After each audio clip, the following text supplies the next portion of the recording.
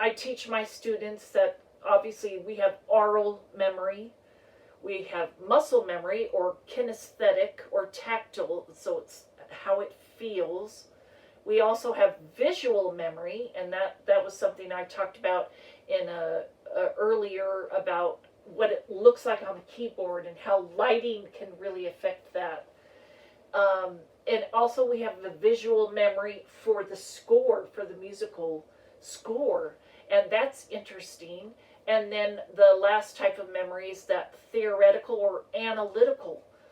All of these are so important, and you've got to have all of them. What I have found in my teaching is that students tend to have a type of memory that is natural for them. And most students, not all, but I find about half and half, the ear memory or oral memory is the dominant part of their memory. And so, and then the other half, and this is a general statement, but the other half, their muscle memory or tactile memory is the dominant part. Now, if you have ear memory as the dominant part, you're probably, students with that ear memory are good improvisers. A lot of times they sight read fairly well. Sometimes they don't. It just depends. Every student is different. And they really rely on their ear as they're memorizing. The thing that I find sometimes with students is that if they rely on ear memory too much, and they are also good memorizers.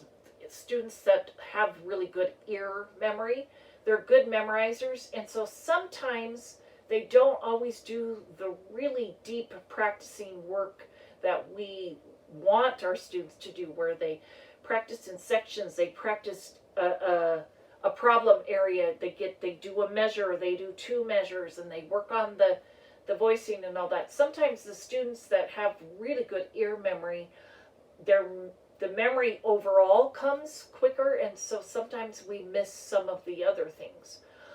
On the flip side, the students where they have the muscle memory, and that is the dominant, those students also, half of them are really good sight readers, and I've seen that over and over. They're just great sight readers because they have a really good sense of the topography of the keyboard. And I've had students with really good muscle memory and good sight readers. They struggle with performing from memory. Not all of them.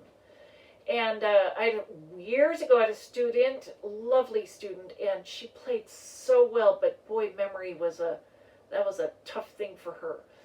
And she would just be playing along from memory in a lesson, and then bam, just not even know where to go. And so her muscle memory would fail. And so one of the things I did to help her was in the lesson, I would say, sing the next note.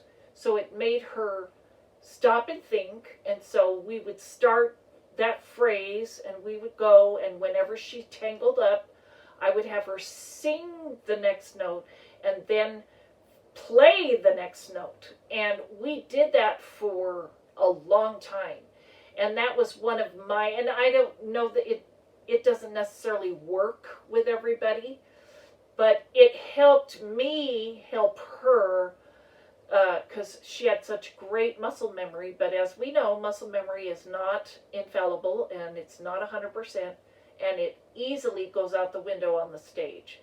So by helping her ear come into the equation, that strengthened her memory, because then she had muscle memory and ear memory. And I've done that with many students, and you can practice. One of the things I used to do in the dominant part of my memory is ear memory. And so one of the things I do quite a bit is work on, I practice in my head. And so that will strengthen the memory, and it strengthens my analytical memory.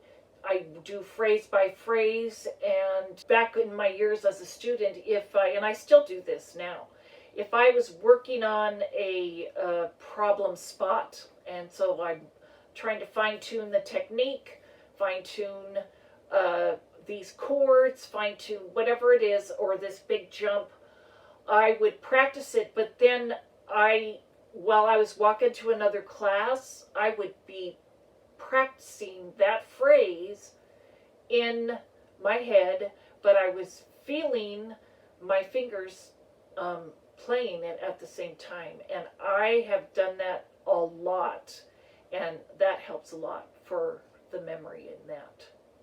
So just some tips for memorizing.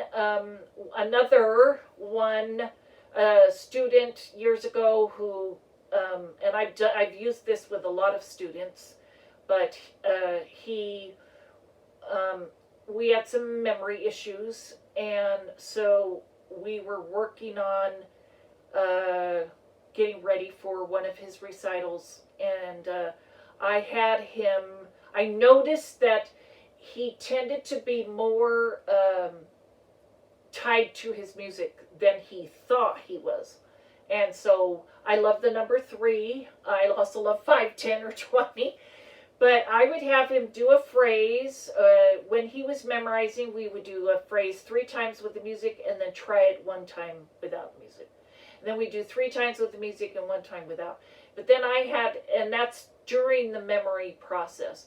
Once it was memorized, I flipped that, and we did 3 times without the music, and it's got to be perfecto, and then 1 time with music. And you don't have to sit and look at it, completely, but I do that. I have my music up there, I'm practicing performing from memory. I work on a phrase several times, and then I check it with the music.